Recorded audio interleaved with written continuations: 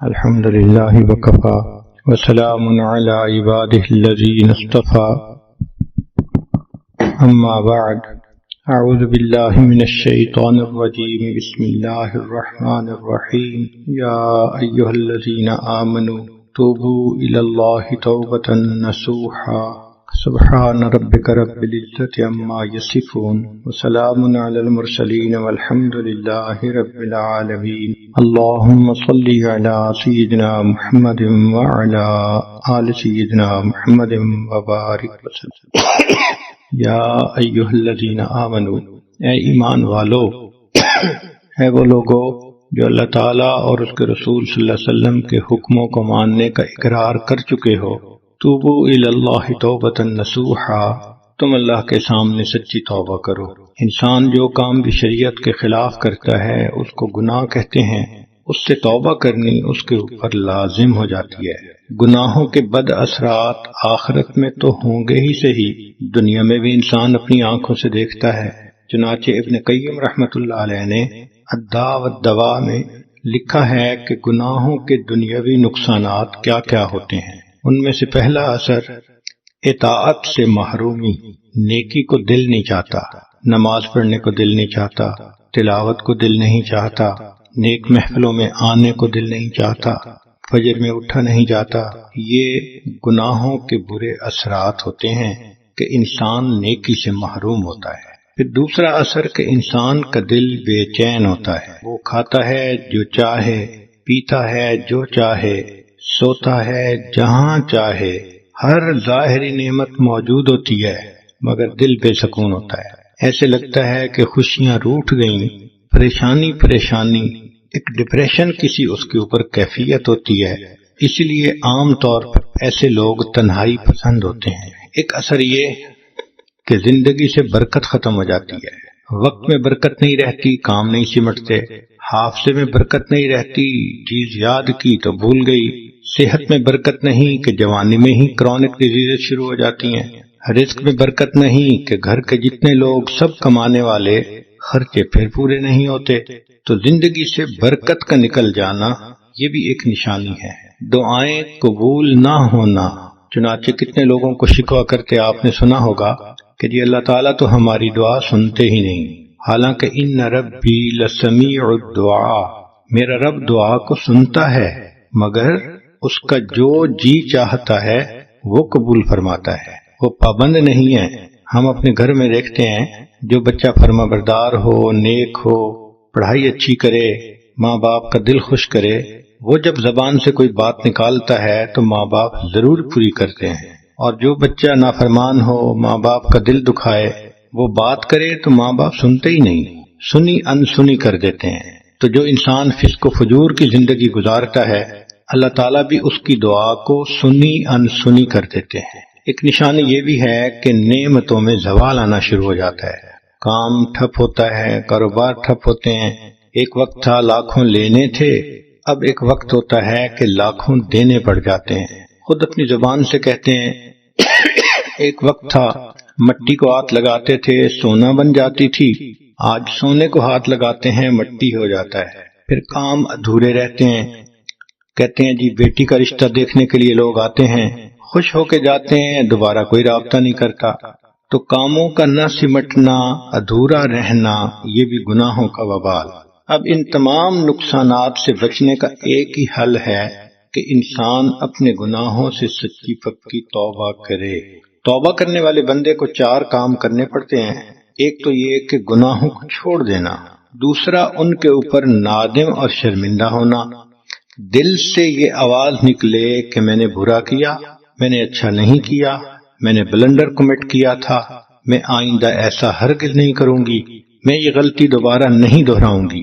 جب یہ کیفیت دل کی ہو تو اس کا مطلب کہ واقعی دل نادم اور شرمندہ ہے۔ تیسرا یہ کہ آئندہ نہ کرنے کا عزم جازم، دل میں عہد ہو کہ میں نے آج کے بعد یہ گناہ پھر نہیں کرنا۔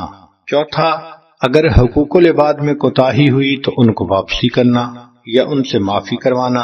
توبہ کرنے کا مقصد اللہ کی عظمت ہونی چاہیے، اللہ کا خوف ہونا چاہیے۔ اگر کوئی بندہ کسی اور وجہ سے گناہ کو چھوڑے تو اس کو توبہ نہیں کہتے۔ مثلا لڑکی یہ کہے کہ آئندہ میں کسی غیر محرم سے تعلق نہیں رکھوں گی، بڑی بدنامی ہوتی ہے۔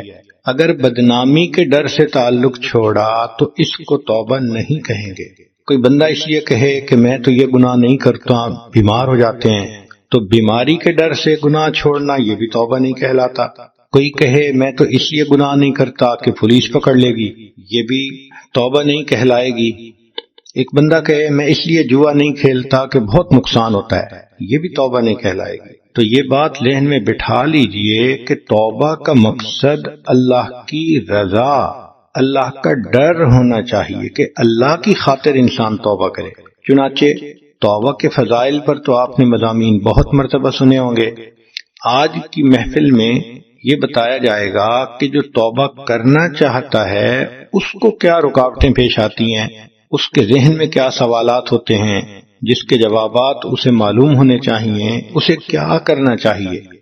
تو توبہ کو ایگزیکیوٹ کرنے کا پروسیس کیا ہونا چاہیے۔ اس لیے آج کی بات کو دل کے کانوں سے سنیے اور اللہ کے سامنے سچی پکی توبہ کر کے اپنے پچھلے سب گناہوں کو ڈیلیٹ کروا لیجئے۔ تائب کو چند کام کرنے چاہیے۔ ایک تو یہ کہ برے دوستوں سے علیحدگی اختیار کرے۔ اگر کسی گندی نالی کے اندر ایک موتی پڑا ہے اور اس کے اوپر آپ 10 جگ پانی کے ڈالیں تو وہ صاف نہیں ہوگا، پھر پانی ڈالنا بند کریں گے تو پھر اس کے اوپر گندا پانی آ جائے گا۔ ہاں، اس نالی سے باہر نکال کر اگر آدھا جگ بھی پانی ڈال دیں گی تو وہ بالکل صاف پاک ہو جائے گا۔ اسی طرح گندے دوستوں کے ساتھ رہتے ہوئے انسان نیک نہیں بن سکتا۔ ایسے فسق و فجور میں پڑنے والے دوستوں سے علیحدگی اختیار کرنی ضروری ہے۔ امام غزالی رحمۃ اللہ علیہ فرماتے ہیں، یار بد مارے بد سے زیادہ برا۔ فارسی میں یار بد کہتے ہیں برے دوست کو، اور مارے بد کہتے ہیں زہریلے سانپ کو۔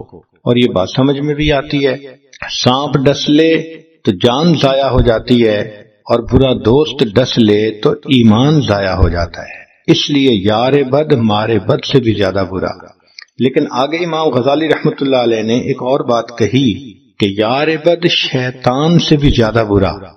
یہ بات پڑھ کر تو ہمیں خود تعجب ہوا، دل میں خیال آیا کہ برا دوست جو بھی ہوگا ہو سکتا ہے کہ کلمہ گو ہو، تو کلمہ گو شیطان سے برا کیسے؟ تو امام غزالی رحمۃ اللہ علیہ نے اس کو بہت خوبصورتی سے ایکسپلین کیا۔ انہوں نے فرمایا کہ شیطان انسان کے ذہن میں برا خیال ڈالتا ہے، وسوسہ ڈالتا ہے۔ اس خیال پہ عمل کرنا یا نہ کرنا یہ بندے کا اپنا اختیار ہوتا ہے، اپنی مرضی ہوتی ہے۔ شیطان خیال ڈالنے کے علاوہ، آئیڈیا دینے کے علاوہ اور کچھ نہیں کر سکتا۔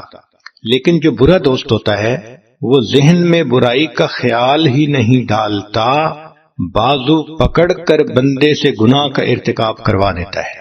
اس کا مطلب کہ برا دوست شیطان سے بھی زیادہ برا ہوتا ہے۔ اور عجیب بات ہے، ہم اللہ تعالیٰ کے سامنے روزانہ عہد کرتے ہیں، اے اللہ ہم برے دوستوں کو چھوڑ دیں گے، باوضو ہوتے ہیں، مصلی پہ کھڑے ہوتے ہیں، نماز کی حالت ہوتی ہے، ہم دعائے قنوت پڑھتے ہیں، وَنَخْلَعُ وَنَتْرُكُ مَن يَفْجُرُكَ، اے اللہ ہم نے خلو حاصل کر لیا، علیحدگی اختیار کر لی، چھوڑ دیا ہر اس بندے کو جو فاسق و فاجر ہے۔ اب نماز میں تو ہم یہ روز وعدہ کرتے ہیں، دن ہوتا ہے تو وعدے کو توڑ دیتے ہیں۔ سوچئے کیا حال ہوگا ہمارا۔ اس لیے برے دوستوں کو چھوڑنا یہ سب سے پہلا کام۔ دوسرا کام کہ توبہ میں تاخیر یہ بھی گناہ ہے۔ مثال کے طور پہ گناہ کیے تھے جوانی میں، اب کئی سال گزر گئے تو دو طرح کی توبہ لازم ہو گئی، ایک گناہ سے توبہ، دوسرا توبہ کو ڈیلے کرنا یہ بھی گناہ ہے، اس سے بھی توبہ لازم ہو گئی۔ تو ہمیں دو توبہ کرنی چاہیے۔ تیسرا حرام ممنوع چیزوں کو تلف کر دے۔ مثال کے طور پہ کوئی پکچر کی البم بنائی ہوئی ہے، فن کی خاطر پکچرز لیں، اب اس کا تلف کرنا ضروری، یا اور ایسی ممنوع چیزیں ہیں شریعت میں جائز نہیں تو ان کو بھی تلف کرنا ضروری۔ ایک آدمی اگر سوچے کہ میں ان برتنوں میں شراب پیتا تھا، اب میں نے شراب سے تو توبہ کر لی، ان برتنوں کو دھو کر ان میں اب میں جوس اور پانی پیا کروں گا۔ شریعت کہتی ہے ہرگز نہیں، جو برتن شراب ہی کے لیے بنتے ہیں اگر اس میں تم پانی پیو گے تب بھی تمہیں شراب کی یاد تو ضرور آئے گی۔ جو چیز تمہیں گناہ کی یاد دلائے اس کا بھی ختم کرنا لازم ہے۔ پتہ ہی کاٹ دو، کوئی چیز گناہ کو ریمائنڈ ہی نہ کروا سکے۔ اسی طرح اگر کسی سے غلط تعلق رہا، اس کے میسیجز ڈیلیٹ کرنا، اس کی پکچر ڈیلیٹ کرنا، اس کے گفٹ کو ختم کرنا، یہ سب چیزیں توبہ کے ضمن میں آتی۔ حرام مال سے پرورش پانے والے بدن کو نیکی میں خرچ کرے۔ اگر سود کے مال سے بدن نے پرورش پائی، جھوٹ کے مال نے، بددیانتی کے مال نے، تو جو بدن گناہ کی آمدنی سے پلا بڑھا، اب اس کا حل یہ ہے کہ اس بدن کو نیکی میں خرچ کرے، نماز پڑھے، تلاوت کرے، اللہ کے دین کی دعوت دے، علم حاصل کرے، اللہ کو راضی کرنے کے لیے کوشش کرے، یہ اس کا کفارہ ہے۔ پھر نیک دوست بنانا، حدیث مبارکہ ہے کہ المرء علی دین خلیلہ، انسان اپنے دوست کے دین پر ہوتا ہے، جیسے دوست ہوں گے ویسے انسان کے اعمال ہوں گے۔ تو نیک لوگوں سے دوستی کرنی چاہیے۔ جس عورت نے گناہوں بھری زندگی گزاری اس کو چاہیے کہ اب نیک عورتوں سے اپنا تعلق رکھے، نیک بچیوں سے اپنا تعلق رکھے۔ نیکاں دے لڑ لگیاں میری جھولی وچ پھل پے، تے بریاں دے نال لگیاں میرے اگلے بھی ڈل پے۔ حدیث مبارکہ میں نیک دوست کی مثال عطر کے دکان والے کی سی ہے۔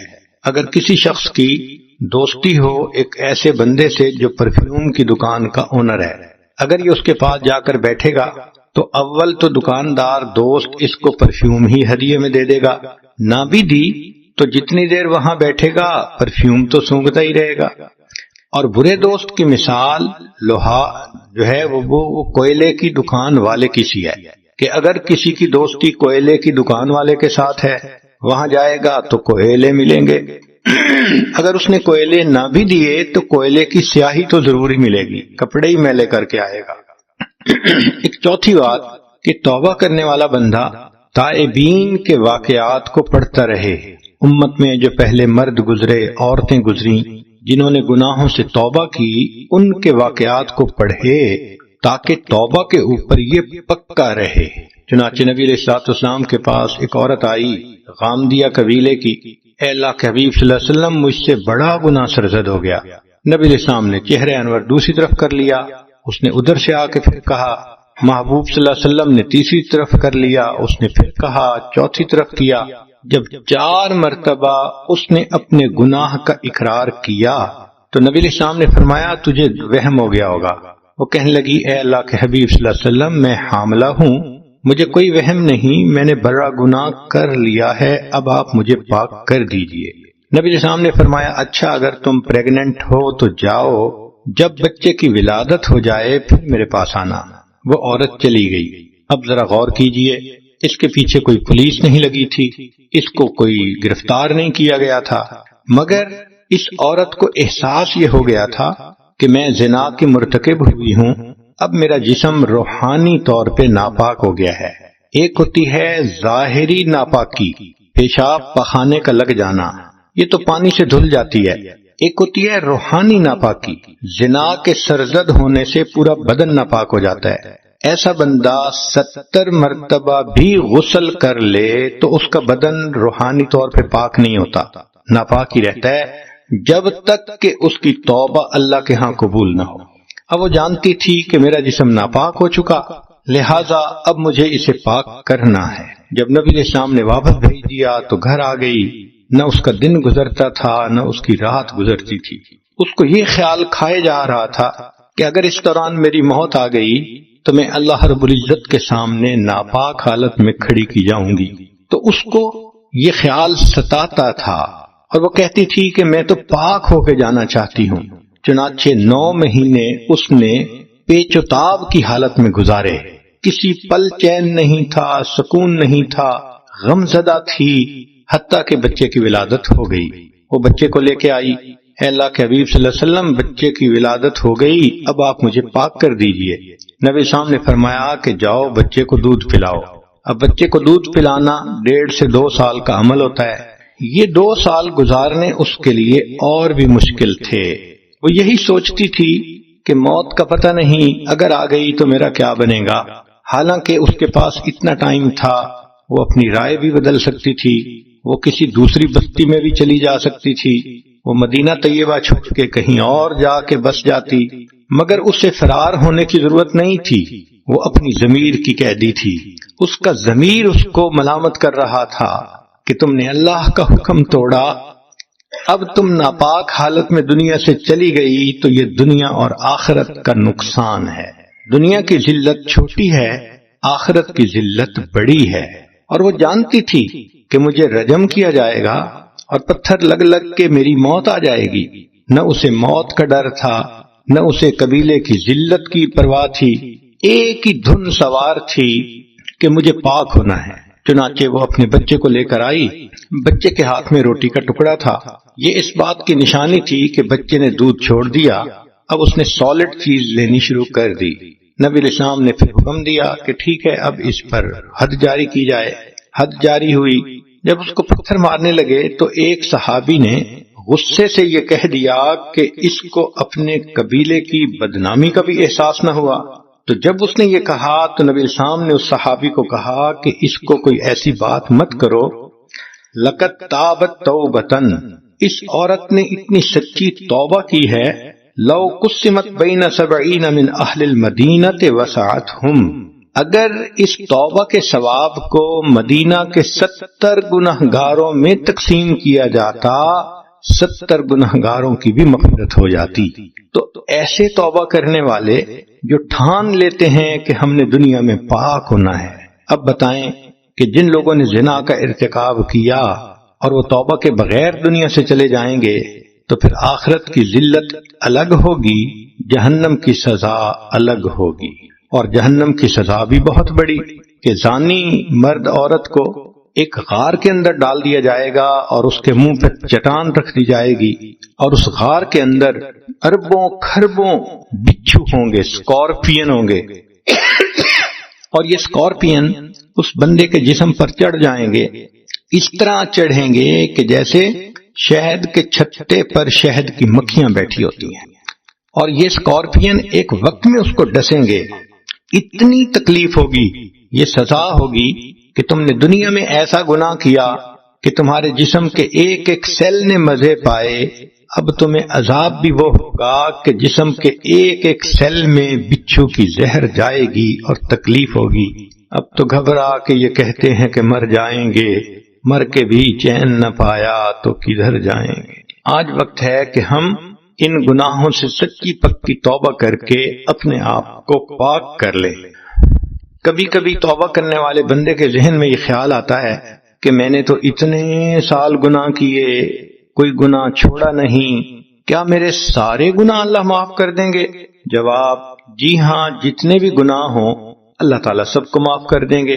چنانچہ فرمایا، اے میرے بندے، اگر تیرے گناہ آسمان کے ستاروں کے برابر ہیں، اگر تیرے گناہ ساری دنیا کی ریت کے ذرات کے برابر ہیں، اگر تیرے گناہ ساری دنیا کے درختوں کے پتوں کے برابر ہیں، اگر تیرے گناہ سمندروں کی جھاگ کے برابر ہیں، تیرے گناہ تھوڑے ہیں، میری رحمت زیادہ ہے، تو توبہ کرے گا، میں تیری توبہ کو پھر قبول کر لوں گا۔ بخاری شریف کی روایت ہے کہ بنی اسرائیل کا ایک آدمی تھا جس نے 100 بندوں کو قتل کیا تھا، توبہ کی نیت سے گھر سے چل پڑا، رستے میں موت آ گئی، اللہ نے صرف اس لیے بخشش کر دی کہ یہ توبہ کی نیت سے چل پڑا تھا۔ اس کا مطلب یہ کہ ہم بھی اگر توبہ کر لیں گے تو یقیناً اللہ ہمارے بھی گناہوں کو معاف فرما دیں گے۔ کبھی کبھی ذہن میں یہ خیال آتا ہے، جی میں تو گناہ چھوڑنا چاہتی ہوں مگر جو میرے دوست ہیں وہ مجھے نہیں چھوڑتے، بد کردار مجھ پہ چڑھائی کرتے ہیں، فلاں شخص نے مجھے فورس کیا، مجبور کیا، میں تمہیں بدنام کر دوں گا، میں تمہاری تصویریں فیس بک پہ دے دوں گا، انٹرنیٹ پہ دے دوں گا، میں اس لیے اس کی بات مان گئی۔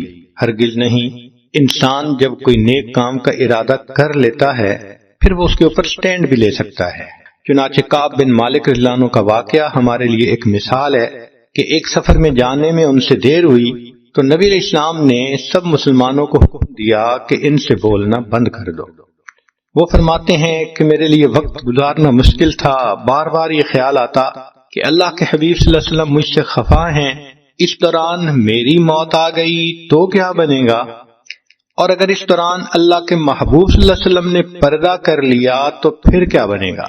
میں اکیلا اپنے گھر میں تھا، حتیٰ کہ بیوی نے بھی مجھ سے بات کرنا بند کر دی۔ اس غم کی حالت میں میرا یہ حال تھا، حتیٰ اذا ضاقت علیہم الارض بما رحبت، زمین اپنی پوری فراخی کے باوجود میرے اوپر تنگ ہو گئی تھی۔ میں اپنے گھر سے نکلا، بازار سے گزرتے ہوئے میں نے دیکھا کہ ایک بندہ میرا نام پوچھ رہا ہے۔ میں نے پوچھا کون؟ اس نے کہا میں قریب ایک ملک ہے غسان، اس کے بادشاہ کی طرف سے آیا ہوں جس نے آپ کو ایک پیغام بھیجا ہے۔ اس نے مجھے ایک خط دیا، اس خط میں اس بادشاہ نے یہ کہا تھا کہ سنا ہے آپ کے صاحب نے آپ سے تعلق توڑنے کا حکم دے دیا، آپ ہمارے پاس آ جائیے، ہم آپ کو بڑی عزت سے رکھیں گے، اکرام دیں گے۔ وہ فرماتے ہیں کہ میں نے جب یہ خط پڑھا تو میرا دل اور رویا کہ یہ میری حالت ہو گئی کہ مجھ پر کافر بھی طمع کرنے لگ گئے کہ میں ان کے پاس چلا جاؤں گا۔ میں نے اس خط کے ٹکڑے کیے اور تنور میں جلتی ہوئی آگ میں اس کو ڈال دیا۔ ان کو بھی گناہ کی دعوت ملی تھی، دیکھا انہوں نے پھر کیسے حق ادا کیا توبہ کرنے کا۔ ایک صحابی رضی اللہ عنہ تھے، مرشد رضی اللہ تعالی عنہ۔ زمانے جاہلیت میں ان کے کسی مکہ کی خوبصورت لڑکی کے ساتھ افیئر تھے، پھر اسلام قبول کر لیا تو یہ مدینہ طیبہ آ گئے۔ کافی عرصے کے بعد ان کو اپنے کاروبار کی وجہ سے پھر مکہ مکرمہ آنا پڑا۔ یہ مغرب کے بعد ایک گلی میں سے گزر رہے تھے کہ اسی لڑکی اناک نامی عورت نے ان کو دیکھ لیا، تو دیکھتے ہی اس نے وہی گانا گایا جو اکثر لڑکیاں گاتی ہیں، آئی love you, I miss you, مگر حضرت مرشد رضی اللہ عنہ نے اس کو کوئی رسپانس نہیں دیا۔ وہ بڑی حیران ہونے لگی، کہنے لگی مرشد اتنا عرصہ ہو گیا کبھی تم سے ملاقات نہیں ہوئی، میرا خاوند سفر پہ گیا ہوا ہے، میں گھر میں اکیلی ہوں، تم اپنا کام سمیٹ کے میرے پاس آ جانا، ہم اکٹھے رات گزاریں گے۔ حضرت مرشد اللہ عنہ نے جواب دیا کہ نہیں میں نہیں آؤں گا۔ وہ بڑی حیران ہوئی، کہنے لگی مرشد تم وہی ہو نا جو مکہ کی گلیوں میں میرے پیچھے پیچھے پھرتے تھے، میری منتیں کرتے تھے، ریکویسٹ کرتے تھے تھوڑا وقت دے دو، کچھ وقت میرے ساتھ گزار لو، اور میں تمہاری منت سے ماجت پہ کان نہیں دھرتی تھی۔ آج میں تمہیں انوائٹ کر رہی ہوں اور تم ریسپونڈ نہیں کر رہے۔ اس دوران اس نے دیکھا کہ مرشد لانو تو اس کی طرف دیکھ بھی نہیں رہے، ان کی نگاہیں نیچی ہیں۔ اس نے پوچھا تم میری طرف دیکھتے کیوں نہیں؟ تو مرشد لانو نے جواب دیا اب ان آنکھوں نے اس ہستی کو دیکھ لیا ہے جس ہستی کو دیکھنے کے بعد یہ کسی غیر محرم پہ نہیں پڑ سکتی۔ وہ اس بات کو سمجھ نہ سکی کیونکہ طبیعت تو پہلے ایک دوسرے سے کھلی ہوئی تھی۔ وہ آگے بڑھی تو اس نے چاہا کہ ان کا ہاتھ پکڑے، تو جیسے ہی اس نے ہاتھ پکڑنے کی کوشش کی تو مرشد لانو نے کہا کہ پیچھے ہٹو، خبردار اگر مجھے ٹچ کیا تو میں اپنی تلوار سے تمہارا کام تمام کر دوں گا۔ وہ گھبرا گئی اور پھر چلی گئی۔ دیکھیں جو گناہوں سے بچنے والے ہوتے ہیں پھر ان کا ریسپانس اس طرح ہوتا ہے، وہ چٹان کی طرح ہوتے ہیں۔ جب کوئی بندہ چٹان کی طرح مضبوط ہو تو دوسرا اس کو کیسے گناہ کی طرف مائل کر سکتا ہے۔ ایسی صورتحال میں حدیث پاک کے مطابق کچھ دعائیں بھی پڑھنی چاہیے۔ حسبی اللہ و نعم الوکیل، نعم المولا و نعم النصیر۔ ایک دعا یہ بھی آئی ہے اللہم انا نجعلک فی نحورہم و نعوذ بک من شرورہم۔ ایک دعا آئی ہے اللہم استر عوراتنا و آمن روعاتنا۔ ایک دعا ہے اللہم لا تشمت بنا الاعداء ولا الحاسدین۔ کبھی کبھی ذہن میں یہ سوال پیدا ہوتا ہے کہ میں توبہ تو کرنا چاہتی ہوں مگر پرانی یادیں عذاب بن گئی ہیں۔ ہاں یہ بات ٹھیک ہے کہ توبہ کرنے والے کے لیے ایک بگ مسئلہ یہ ہوتا ہے کہ پرانے خیالات ذہن میں آئے رہتے ہیں، سمائے رہتے ہیں، مگر مایوس ہونے کی ضرورت نہیں۔ اللہ تعالیٰ کی طرف رجوع کیجئے، اللہ تعالیٰ اس بات پر قادر ہیں کہ ہماری یادداشت سے ان تمام گناہوں کی سوچ ختم کر دیں۔ آپ کے پاس سیل فون پہ سینکڑوں میسج ہوتے ہیں، ایک ڈیلیٹ کا بٹن دبایا جاتا ہے تو سارے میسیجز ختم ہو جاتے ہیں۔ اللہ کے اختیار میں ہے، جب آپ 2 رکعت نفل پڑھ کے اللہ سے مدد مانگیں گی تو اللہ کی رحمت کا اشارہ ہوگا یہ ساری بری میموریز آٹومیٹکلی نکل جائیں گی، ذہن کی سوچ صاف ہو جائے گی۔ کبھی کبھی ذہن میں یہ خیال آتا ہے کہ کیا گناہوں کا اعتراف کرنا ضروری ہے؟ جی ہاں، اللہ تعالیٰ کے سامنے گناہوں کا اعتراف کرنا ضروری ہے۔ جو دنیا میں کر لے تو گناہ معاف ہو جائیں گے، جو نہیں کرے گا تو آخرت میں جہنم میں تو اعتراف کرنا ہی پڑے گا۔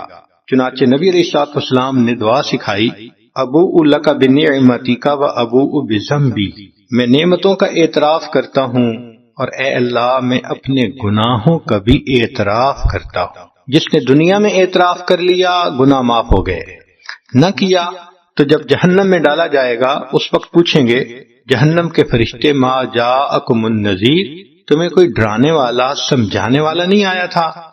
جواب دیں گے قالوا بلا قد جاءنا نذیر، کہ ہمارے پاس ڈرانے والا تو آیا تھا، فکذبنا، ہم نے جھٹلایا، وقلنا ما نزل اللہ من شیء، ہم نے کہا کہ کوئی اللہ کی وحی نازل نہیں ہوئی، ہم ہی گمراہی پہ تھے۔ پھر آخر پر وہ کنکلوڈ کریں گے لو کنا نسمع، اے کاش اگر ہم سن لیتے، او نعقل، اور ہمارے اندر عقل کی رتی ہوتی، ما کنا فی اصحاب السعیر، تو ہم جہنم کے اندر نہ آتے، فاعترفوا بذنبہم فسحقا لاصحاب السعیر۔ اللہ فرماتے ہیں جہنم میں اپنے گناہوں کا اعتراف کریں گے، تو بجائے اس کے کہ جہنم کی آگ میں جل کے اعتراف کریں، یہ بہتر ہے کہ دنیا میں ندامت کی آگ میں جل کر اعتراف کر لیں۔ اس لیے تنہائی میں اللہ کے سامنے اپنے گناہوں کا اعتراف کرنا، نادم ہونا، شرمندہ ہونا، آنسو بہانا اور پھر توبہ کرنا یہ ضروری ہے۔ کبھی کبھی ذہن میں یہ خیال آتا ہے میں گناہوں سے بچنا تو چاہتی ہوں، میں کمزور ہوں، بچ نہیں سکوں گی۔ بھائی ہم کمزور ہیں، اللہ تعالیٰ تو قوی ہیں، وہ گناہوں پہ بچا لینے سے قادر ہیں۔ اگر ہم نیت کر لیں گے اور دعا مانگیں گے تو اللہ ہماری مدد فرمائیں گے۔ علماء نے لکھا ہے جو شخص گناہ سے بچنے کے لیے اللہ سے مدد مانگتا ہے، اللہ تعالیٰ فرماتے ہیں میرے بندے تیری مدد کرنا میرے اوپر لازم ہو جاتی ہے۔ ایک اور بھی حل ہے کہ اگر بندہ خود گناہوں سے نہ بچ سکے تو کسی اللہ والے کے ساتھ مل کر توبہ کے کلمات پڑھ لے۔ یہ جو کسی نیک بندے کے ساتھ مل کر توبہ کے کلمات پڑھنے ہوتے ہیں، اس کی اپنی برکت ہے۔ اللہ تعالیٰ قرآن مجید میں صحابہ کے بارے میں فرماتے ہیں فاستقم کما امرت ومن تاب معک، اے میرے محبوب صلی اللہ علیہ وسلم آپ بھی شریعت کے اوپر پکے رہیے اور جو آپ کے ساتھ مل کر توبہ تائب ہوئے، ومن تاب معک، تو یہ صحابہ کی ایک فضیلت تھی کہ انہوں نے نبی علیہ الصلوۃ والسلام کے ساتھ مل کر توبہ کے کلمات پڑھے تھے، جس کا تذکرہ ہوا ومن تاب معک۔ چنانچہ صحابہ پر اللہ کی رحمتیں ہو گئیں۔ آج بھی جو اس سنت کو اپنائے گا اور اللہ والوں کے ساتھ توبہ کے کلمات مل کر پڑھ لے گا، ہم نے دیکھا اس کی برکت سے زندگیاں بدل جاتی ہیں۔ گناہوں میں لچڑے ہوئے لوگ نیک بنتے ہیں بلکہ ولایت کے درجات پا لیتے ہیں۔ کبھی کبھی شیطان ذہن میں خیال ڈالتا ہے کہ اگرچہ میں نے بڑے گناہ کیے لیکن اللہ رحیم ہے وہ بخش دے گا۔ بات تو ٹھیک ہے، اللہ تعالیٰ رحیم ہے وہ بخش تو دیں گے، لیکن ایک پوائنٹ ہے جو ذرا سوچنے والا ہے۔ علماء نے لکھا ہے کہ بعض گناہ ایسے ہوتے ہیں کہ زندگی میں بد اثرات بھی ہوتے ہیں اور موت کے وقت بھی بد اثرات اس کے ظاہر ہوتے ہیں۔ مثال کے طور پہ بد نظری کا گناہ۔ بد نظری کا گناہ اتنا برا کہ اس کی وجہ سے انسان سے نعمتیں چھن جاتی ہیں۔ چنانچہ تلبیس ابلیس میں واقعہ لکھا ہے ایک حافظ قرآن تھا، اس نے بد نظری کی، 20 سال کے بعد قرآن مجید اس کے سینے سے نکل گیا، قرآن مجید ہی بھول گیا۔ اللہ اکبر کبیرہ۔ اس عاجز نے ایک مرتبہ حضرت مرشد عالم رحمت اللہ علیہ سے یہ سوال پوچھا، حضرت میں کم علم ہوں، عمر کا بھی چھوٹا ہوں، بہت ساری باتیں سمجھ میں مجھے نہیں آتی، اگر آپ اجازت دیں تو میں آپ سے پوچھ لیا کروں۔ فرمایا پوچھو۔ تو میں نے یہ سوال پوچھا کہ حضرت یہ جو واقعہ لکھا ہے کہ ایک حافظ قرآن تھا، اس نے شہوت کی نظر سے کسی کو دیکھا، 20 سال کے بعد قرآن پاک بھول گیا، یہ بہت بڑی سزا ہے ایک گناہ پر۔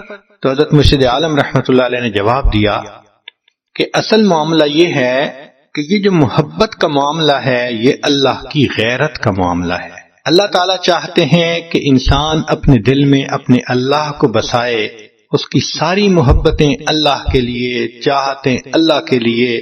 جب یہ محبت اور چاہت اللہ کی بجائے انسان خلاف شرع کسی اور کی طرف کرتا ہے تو ایسا ہی ہے جیسے بیوی کو غیر عورت کی طرف خاوند دیکھے تو غیرت آتی ہے، وہ تڑپ جاتی ہے، کیوں میرا خاوند دیکھ رہا ہے۔ اللہ تعالیٰ بھی اس پر غیرت فرماتے ہیں، اور یہ اللہ تعالیٰ کی غیرت ہی کا معاملہ ہے کہ دوسرے کو کہنا I love you، میں تمہارے بغیر رہ نہیں سکتا، تم میری زندگی ہو، تمہارے بغیر زندگی کا تصور نہیں۔ جب غیر محرم کو یہ الفاظ کہتا ہے بندہ تو اللہ کو غیرت آتی ہے کہ محبتیں تو میرے لیے تھیں، نعمتیں میں نے دی، میں نے پیدا کیا، اب یہ محبتیں شیطانی کام کی خاطر یہ دوسروں سے جتا رہا ہے۔ اس پر اللہ کو کئی مرتبہ ایسی غیرت آتی ہے، اللہ تعالیٰ اس بندے سے ایمان کو سلب کر لے۔ تو موت کے وقت اکثر و بیشتر زنا کا گناہ کرنے والا بندہ ایمان سے محروم ہو جاتا ہے۔ اب اگر ایمان سے ہی محروم ہو گیا تو بتائیں پھر اللہ کیسے اس کو بخشیں گے قیامت کے دن؟ بخشش تو ان کے لیے ہوگی جو ایمان کے ساتھ قیامت کے دن کھڑے ہوں گے۔ اس لیے یہ گناہ جو انسان سیل فون کے ذریعے کرتا ہے، فیس بک، انٹرنیٹ، یہ مصیبت اتنا بڑا گناہ ہے کہ اکثر و بیشتر یہ ایمان سلب ہونے کا ذریعہ بن جاتا ہے۔ اس گناہ سے بہت زیادہ بچنے کی ضرورت ہے۔ ہم نے دیکھا ہے کہ بعض لوگ میسیجز اتنے میسیجز کرتے رہتے ہیں، کبھی اس کو کبھی اس کو، اللہ اکبر کبیرہ، میسج کر کر کے جہنم خریدتے ہیں، کالیں کر کر کے جہنم خریدتے ہیں، غیر سے اپنی محبت کا اظہار کر کر کے اللہ کی محبت سے محروم ہوتے ہیں۔ اس لیے اس گناہ سے سچی توبہ کرنی ضروری ہے۔ علماء نے لکھا ہے کہ ان گناہوں کی وجہ سے موت کے وقت انسان کی زبان پہ فالج پڑ جاتا ہے اور انسان کلمہ پڑھنے سے محروم ہو جاتا ہے۔ ایک بزرگ فرماتے تھے، اے دوست، تیرا توبہ کی امید پر گناہ کرتے رہنا اور زندگی کی امید پر توبہ کو مؤخر کرتے رہنا تیرے عقل کے چراغ گل ہونے کی دلیل۔ کبھی ذہن میں یہ خیال آتا ہے، کیا ایک گناہ کرتے ہوئے دوسرے گناہ سے توبہ ہو سکتی ہے؟ جی ہو سکتی ہے۔ مثال کے طور پہ ایک عورت کہتی ہے، میں دفتر میں کام کرتی ہوں، نماز بھی نہیں پڑھتی، پردہ بھی نہیں کرتی۔ اب اگر میں نماز پڑھنا شروع کر سکتی ہوں گو کہ ابھی پردہ نہیں کر سکتی، تو کیا یہ ممکن ہے؟ جی ممکن ہے۔ ممکن ہے کہ اس نیک کام کی ابتدا کرنے سے اللہ دوسرے کام کی بھی توفیق عطا فرما دے۔ جس گناہ کو بھی چھوڑ سکتے ہیں اس کو تو چھوڑے نا، اور جس کو سمجھتے ہیں کہ ابھی نہیں چھوڑ سکتے پھر اللہ اس کی بھی توفیق عطا فرما دیں گے۔ کبھی ذہن میں یہ خیال آتا ہے، کیا توبہ کی اور میں نے اتنا عرصہ یہ گناہ نہیں کیا، پھر میں گناہ کر بیٹھی تو پھر گناہ کرنے سے پہلی توبہ ٹوٹ گئی؟ جی نہیں، پھر گناہ کرنے سے پہلی توبہ نہیں ٹوٹی، البتہ اس گناہ پر توبہ کرنی یہ فرض ہو گئی۔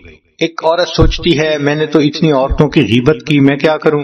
غیبت حقوق اللہ میں سے بھی ہے کہ اللہ کا حکم ہے جو توڑتا ہے بندہ، اور حقوق العباد میں سے بھی ہے، لہذا بندوں سے بھی معافی مانگنی پڑتی ہے۔ اس کا طریقہ یہی ہے کہ آپ سمجھتی ہیں کہ میں نے فلاں فلاں کی غیبت کی، اب ان کو ڈیٹیل بتانے کی ضرورت نہیں ہے، البتہ اتنا ضرور کریں کہ یوں کہہ دیں، جی آپ کے میرے اوپر حقوق آتے ہیں، آپ پلیز مجھے معاف کر دیں۔ شریعت کہتی ہے کہ اس نے کہہ دیا معاف کیا تو بھی معاف ہو گئے، اگر وہ عورت سن کے مسکرا پڑی تو بھی معاف ہو گئے۔ زندگی میں معافی مانگنا آسان ہے، قیامت کے دن کوئی کسی کو معاف نہیں کرے گا۔ ہمارے ایک بزرگ تھے، ان کی بہت اچھی عادت تھی کہ جب بھی وہ کسی سے جدا ہونے لگتے تھے تو یوں کہتے تھے، آپ کے تو میرے اوپر بڑے حقوق ہیں، میں پورے نہیں کر سکا، آپ مجھے اللہ کے لیے معاف کر دیجیے۔ سبحان اللہ، کاش کہ ہم بھی اس کو اپنی عادت بنا لیں، چھوٹا بڑے سے معافی مانگ لے، بڑا چھوٹے سے مانگ لے، بیوی خاوند سے مانگ لے، خاوند بیوی سے مانگ لے، دوست سے مانگ لے۔ دنیا میں معاف کروانا آسان، کل قیامت کے دن اگر اللہ نے پوچھ لیا بتا تو نے فلاں کو کمینہ کیوں کہا تھا، تو نے فلاں کو بے ایمان کیوں کہا تھا، جب انبیاء تھراتے ہوں گے وہاں ہم اس کا جواب کیا دے پائیں گے؟ آج ان گناہوں کی معافی مانگ لیں تاکہ اللہ تعالیٰ قیامت کے دن کی شرمندگی سے محفوظ کرے۔ ایک بندہ کہتا ہے جی کہ میرے تو بہت ساری نمازیں قضا، روزے قضا، حج قضا، تو بھائی جس طرح کسی کا قرض دینا ہو اور بندہ نہ دے سکے تو بھائی انسٹالمنٹس بنا لی جاتی ہیں، اسی طرح اگر زندگی کے 20 سال کی قضا نمازیں ہیں تو آپ 5 نمازیں روزانہ پڑھنی شروع کر دیں۔ اول تو اللہ نے زندگی دی تو 20 سال میں آپ کی نمازیں قضا مکمل ہو جائیں گی، اور اگر پہلے اللہ نے اٹھا لیا تو نامہ اعمال میں یہ تو لکھا ہوگا نا کہ یہ قسطیں جمع کرواتا تھا، تو اس کی برکت سے اللہ تعالیٰ بقیہ نمازوں کو معاف فرما دیں۔ اگر کسی نے چوری کی تو چوری کا مال واپس لوٹانا یہ ضروری، اگر وہ سوچے کہ بندہ فوت ہو گیا تو اس کے ورثاء کو لوٹا دیں۔ اگر کہے جی کہ مجھے ورثاء کا بھی پتہ نہیں ہے تو علماء نے کہا کہ اس مال کو اللہ کے راستے میں اس نیت سے خرچ کریں کہ جو قیامت کے دن اس کا ثواب ہوگا اللہ تعالیٰ وہ اس بندے کو عطا کر دے جس کا یہ حق تھا۔ جو گناہ کیے اب ان گناہوں کا کفارہ ویسے ہی نیک اعمال کرے۔ مثال کے طور پہ ایک بندہ شراب پیتا تھا، اب اس کو چاہیے کہ جو غریب لوگ ہیں ان کے لیے پانی کا بندوبست کرے، گرمی کے موسم میں ٹھنڈے پانی کا بندوبست کرے۔ جو زنا کا مرتکب ہوتا تھا اس کو چاہیے کہ نیک لوگوں کی شادی میں ان کی ہیلپ کرے جن کی شادی صرف اسباب نہ ہونے کی وجہ سے رکی ہوئی ہوتی ہے۔ جو چاہتا تھا کہ میں اپنے جسم کو گناہوں میں استعمال کیا تو بھئی اب اللہ کے راستے میں نکلو تاکہ یہ جسم نیکی کے اوپر خرچ ہو، نوافل پڑھیں، تلاوت کریں، حج کریں، عمرہ کریں، دین کی دعوت دیں، دین کا علم حاصل کریں۔ ان کاموں میں اپنے آپ کو مصروف کر دینے سے پچھلے گناہوں کا کفارہ ہو جاتا ہے۔ اگر غیر محرم سے محبت کی تو اب اللہ سے محبت کریں، اللہ کے لیے اداس ہوں، اللہ سے تنہائی میں بیٹھ کے مناجات کریں، قرآن کے ذریعے اللہ سے ہم کلامی کریں۔ پہلے لمبے لمبے فون کرتی تھیں غیر محرم کو، اب لمبی لمبی تلاوت کر کے اپنے رب سے ہم کلامی کر لیں۔ تو گناہوں کا کفارہ ان نیک اعمال کے ذریعے سے ہو سکتا ہے۔ آخری بات یہ رہ گئی کہ توبہ کا طریقہ کیا ہے۔ سیدنا صدیق اکبر رضی اللہ تعالی عنہ نے ایک حدیث پاک میں روایت کی کہ نبی علیہ السلام نے فرمایا ما من رجل یذنب ذنبا ثم یقوم فیتطہر ثم یصلی رکعتین ثم یستغفر اللہ غفر اللہ لہ۔ جو بندہ گناہ کر بیٹھے اس کو چاہیے کہ وہ وضو کرے، 2 رکعت نماز ادا کرے اور پھر استغفار کرے، اللہ اس کے استغفار پر اس کے گناہوں کو معاف فرما دیں گے۔ گناہ سے توبہ کرتے ہوئے کیفیت کیا ہونی چاہیے اس بارے میں بھی ذرا سن لیجئے۔ بنی اسرائیل کے ایک نوجوان کا واقعہ ہے جو ہمارے لیے سبق ہے۔ یہ ایسا نوجوان تھا کہ جو گناہ کا عادی تھا، گناہ کرتا تھا، لوگ سمجھاتے تھے، پھر گناہ کرتا تھا، پھر کرتا تھا، حتیٰ کہ لوگ اتنے تنگ آ گئے کہ انہوں نے فیصلہ کیا اب اگر یہ گناہ کرے گا تو ہم اس کو سزا بھی دیں گے، مار پیٹ بھی کریں گے، اور اس کو ہم یہاں سے دھکا دے کر شہر سے نکال دیں گے، یہ یہاں رہنے کے قابل نہیں۔ وہ کچھ عرصہ گناہ سے رکا رہا، پھر اس نے وہی گناہ کیا، چنانچہ لوگوں نے اس کو دھکے دے کر شہر سے نکال دیا، اس کی ذلت بھی ہوئی، گھر سے بھی نکل گیا۔ شہر کے دروازے کے بالکل سامنے ویرانہ تھا، وہاں کچھ درخت تھے، وہ نوجوان وہاں جا کر بیٹھ گیا۔ نہ بستر ہے، نہ کھانا ہے، نہ کوئی رشتہ دار پاس ہے، شاید اس کو بخار ہوا، اور جب بیماری ہو دوائی نہ ہو تو بیماری ایگریویٹ ہو جاتی ہے، چنانچہ اس کو وہاں پر موت کی کیفیت آ گئی۔ اس واقعے کو وہب ابن منبہ رحمۃ اللہ علیہ نے نقل کیا ہے، ذرا سن لیجئے۔ فرماتے ہیں کان فی زمن موسیٰ علیہ السلام شاب عاتن، موسیٰ علیہ السلام کے زمانے میں ایک نوجوان تھا جو بڑا سرکش تھا، مسرف علی نفسہ، اپنی جان پہ بہت ظلم کرتا تھا، گناہ کرتا تھا۔ فاخرجوہ من بینہم لسوء فعلہ، چنانچہ بستی والوں نے اس کے بدکاریوں کی وجہ سے اس کو دھکے دے دے کر اپنی بستی سے نکال دیا تھا۔ فحضرته الوفاة فی خربۃ علی باب البلد، شہر کے دروازے کے سامنے ویرانے میں اس بندے کو موت کی کیفیت آ گئی. جب اس کو موت آئی فأوحى اللہ تعالی الی موسیٰ علیہ السلام، اللہ تعالیٰ نے موسیٰ علیہ السلام کی طرف وحی نازل فرمائی، اے میرے پیارے پیغمبر اسلام، ان ولی من اولیائی حضرہ الموت، میرے اولیاء میں سے ایک ولی کو موت آ گئی ہے، فاحذرہ، آپ وہاں جائیں، وغسلہ، اور اس کو غسل دیجئے، وصلی علیہ، اور اس کی نماز جنازہ پڑھیے، وکل من کثر عصیانہ، اور کہہ دیجئے کہ جس بندے کے گناہ بہت زیادہ ہوں، یحضر جنازتہ، وہ اس کا جنازہ آ کر پڑھ لے، لأغفر لہم، میں جنازہ پڑھنے والوں کی مغفرت کر دوں گا، واحملہ الیہ، اور میرے اس ولی کو میری طرف پہنچا دیجئے، لأکرم مثواہ، تاکہ میں اس کو بہترین ٹھکانہ دوں. جب موسیٰ علیہ السلام پر وحی اتری، فنادى موسیٰ علیہ السلام فی بنی اسرائیل، موسیٰ علیہ السلام نے بنی اسرائیل میں اس بات کا اعلان کروا دیا، اناؤنسمنٹ کروا دی، لوگوں ایک ولی کا جنازہ ہے، جو پڑھے گا اس کی بھی بخشش ہو جائے گی. فکثر الناس، لوگ بہت کثیر تعداد میں جنازہ پڑھنے کے لیے وہاں پہنچ گئے. فلما حضروہ، جب وہاں پہنچے، عرفوہ، انہوں نے اس شخص کو پہچان لیا. فقالو، کہنے لگے، یا نبی اللہ، اے اللہ کے پیارے نبی علیہ الصلوۃ والسلام، ھذا هو الفاسق، یہ تو وہی گناہگار نوجوان ہے، الذی اخرجناہ، جس کو ہم نے بستی سے دھکے دے کے نکال دیا تھا، یہ تو اتنا بدکار انسان ہے. فتعجب موسیٰ من ذلک، موسیٰ علیہ السلام بھی اس بات پر بڑے حیران تھے. فاوحى اللہ الیہ، اللہ نے موسیٰ علیہ السلام کی طرف وحی نازل فرمائی، صدقوا وہم شہدائی، الا انہ لما حضرت الوفات فی ہذہ الخربۃ، اے میرے پیارے نبی علیہ السلام، یہ لوگ سچ بات کر رہے ہیں، مگر معاملہ یہ ہے کہ جب اس نوجوان کے اوپر موت کا وقت آیا، نظر یمنۃ و یسرۃ، اس نے اپنے دائیں طرف دیکھا، اس نے اپنے بائیں طرف دیکھا، فلم یرا حمیما ولا قریبا، اس کو کوئی دوست نہ ملا، کوئی رشتہ دار نظر نہ آیا. یہ اس وقت بڑا دکھی ہوا، اللہ کوئی میرا یار ہوتا، میرے ساتھ یاری کرتا، کوئی دوست ہوتا، غمخواری کرتا، میری ماں نہیں، محبت کا اظہار کرتی، بیوی نہیں، میرا غم بانٹتی. اللہ میں تنے تنہا ہوں، میرا کوئی نہیں، اللہ تیرے سوا. اے اللہ، مجھے شہر سے بھی دھکے دے دیے گئے، میں بے یار و مددگار ہوں، اللہ میرا کوئی نہیں.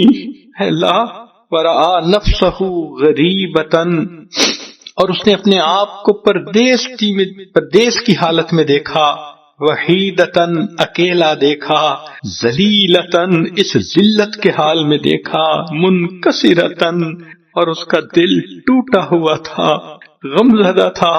فرفع بصرہ الیہ، اس نے اپنی نگاہیں آسمان کی طرف اٹھا کر یہ بات کہی، قال الہی عبد من عبادک، اللہ تیرے بندوں میں سے میں بھی تو ایک بندہ ہوں. انسان جتنا بھی گناہگار ہو جائے اللہ کے بندوں سے تو خارج نہیں ہوتا، بندوں کی تو فہرست میں رہتا ہے. اس نے اللہ اپنی بندگی کا واسطہ دیا، الہی عبد من عبادک، آپ کے بندوں میں سے ایک بندہ ہوں، غریب فی بلادک، اپنے دیش سے میں نکالا گیا ہوں.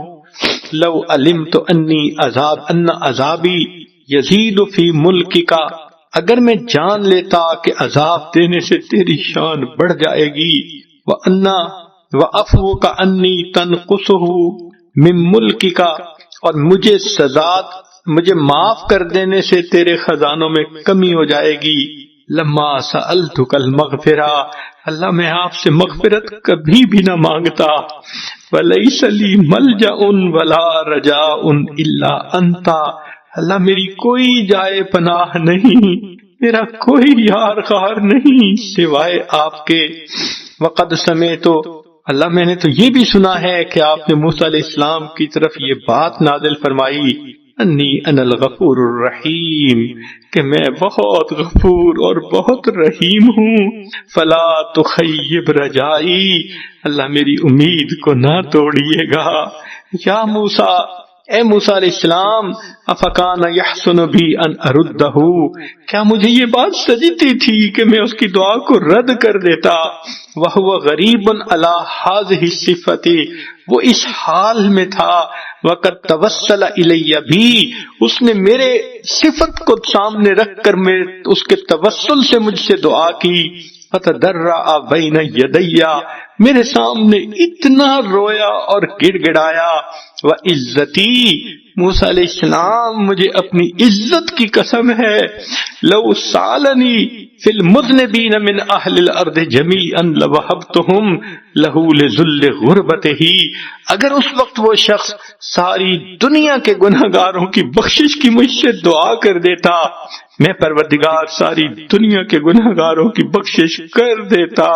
اس نے اتنا عاجزی سے مجھ سے یہ دعا مانگی تھی، یا موسیٰ، اے موسیٰ علیہ السلام، انا کہف الغریب، میں پردیسی کی پناہ گاہ ہوتا ہوں، وحبیبہ، جس کا کوئی دوست نہیں ہوتا اس کا میں دوست ہوتا ہوں، وطبیبہ، جس کا پرسان حال کوئی نہیں ہوتا میں اس کا رب پرسان حال ہوتا ہوں، وراحمہ، جس پر کوئی رحم کھانے والا نہیں ہوتا میں پروردگار اس پر رحم کھاتا ہوں۔ جب پروردگار اتنے کریم ہیں، اتنے رحیم ہیں، آئیے آج کی اس مجلس میں اللہ سے اللہ کی رحمت کو طلب کیجئے، اپنے گناہوں پہ نادم اور شرمندہ ہو کر ان کو چھوڑنے کا دل میں عہد کر لیجئے اور اللہ سے زندگی کو بدلنے کی دعائیں مانگ لیجئے۔ اللہ تعالی ہمیں قیامت کی شرمندگی سے محفوظ فرمائے۔ وآخر دعوانا ان الحمد للہ رب العالمین۔ دعا سے پہلے یہ عاجز توبہ کے کلمات پڑھائے گا۔ جو خواتین سچی پکی توبہ کرنا چاہتی ہیں وہ سچے دل سے ان کلمات کو پیچھے پیچھے پڑھ لیں۔ الحمدللہ وکفا وسلام علی عبادہ الذین اصطفی، اما بعد۔ یہ کلمات سچے دل کے ساتھ پیچھے پیچھے پڑھیے۔ بسم اللہ الرحمن الرحیم، لا الہ الا اللہ محمد الرسول اللہ، آمنت باللہ وملائکتہ وکتبہ ورسلہ والیوم الآخر والقدر خیرہ وشرہ من اللہ تعالی والبعث بعد الموت، آمنت باللہ کما ہوا باسمائہ وصفاتہ وقبلت جمیع احکامہ، اقرار باللسان وتصدیق بالقلب، اشہد ان لا الہ الا اللہ واشہد ان محمدا عبدہ ورسولہ، استغفر اللہ ربی من کل ذنب واتوب الیہ برحمتک یا ارحم الراحمین۔ ان کلمات کو پڑھنے سے آپ تو طائب ہو چکی ہیں، چند معمولات ہیں، ان کو اگر آپ باقاعدگی سے کریں گی تو اللہ تعالیٰ دل کو منور فرمائیں گے۔ درود شریف 100 مرتبہ صبح شام پڑھنا، استغفار 100 مرتبہ صبح شام پڑھنا، قرآن مجید کی روزانہ تلاوت کرنا۔ جن دنوں میں مستورات کو نماز معاف ہوتی ہے ان دنوں وہ قرآن مجید کی تلاوت بھی نہ کریں، بن کیے ان کو اجر اور ثواب مل جاتا ہے۔ چلتے پھرتے ہر وقت دل میں اللہ کا دھیان رکھنا، اور آدھا گھنٹہ 20 منٹ روزانہ صبح اور شام مراقبہ کرنا۔ مراقبے کا طریقہ یہ ہے کہ تھوڑی دیر کے لیے آنکھوں کو بند کر کے سر کو جھکا کے اللہ سے لو لگا کے آپ بیٹھ جایا کریں اور یہ سوچا کریں اللہ کی رحمت آ رہی ہے، دل میں سما رہی ہے، دل کی ظلمت اور سیاہی دور ہو رہی ہے، میرا دل کہہ رہا ہے اللہ اللہ اللہ۔ انشاءاللہ یہ روزانہ 15-20 منٹ کا مراقبہ دل کو منور کرے گا۔ ابھی تھوڑی دیر کے لیے اس مراقبے کی مشق کر لیجئے، پھر ہم دعا کریں گے۔ جتنی خواتین ہیں سب آنکھوں کو بند کر لیں، سر کو جھکا لیں، اللہ سے لو لگا کے بیٹھ جائیں۔ آہ جاتی ہے اثر کو کھینچ لانے کے لیے، بادلو ہٹ جاؤ دے دو راہ جانے کے لیے، اے دعا فریاد کر عرش بری کو تھام کے اے خدا رخ پھیر دے اب گردش ایام کے، خلق کے راندے ہوئے دنیا کے ٹھکرائے ہوئے آئے ہیں اب تیرے در پر ہاتھ پھیلائے ہوئے۔ حق پرستوں کی اگر کی تو نے دل جوئی نہیں، تانا دیں گے بت کے مسلم کا خدا کوئی نہیں۔ رحم کر اپنے نہ آئینے کرم کو بھول جا، ہم تجھے بھولے ہیں لیکن تو نہ ہم کو بھول جا۔ رحم کر اپنے نہ آئینے کرم کو بھول جا، ہم تجھے بھولے ہیں لیکن تو نہ ہم کو بھول جا۔